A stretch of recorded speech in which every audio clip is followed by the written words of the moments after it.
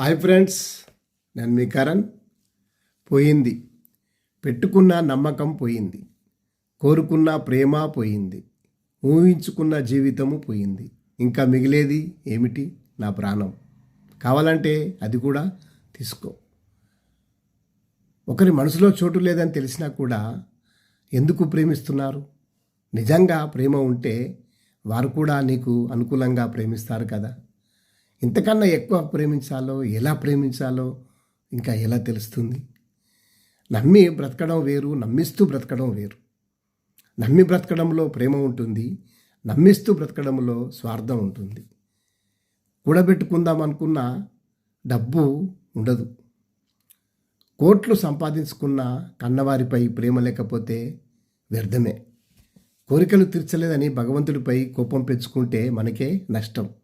ఎందుకంటే కని పెనిపించే వరకే బాధ్యత తల్లిదండ్రులది. కాపాడడం మాత్రం దేవుని బాధ్యత.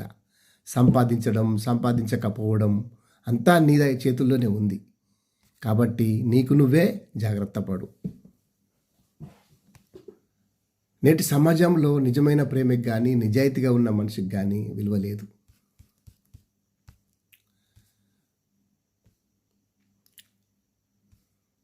బంధాలు నిలవాలంటే మనలో క్షమించే గుణం తప్పకుండా ఉండాలి.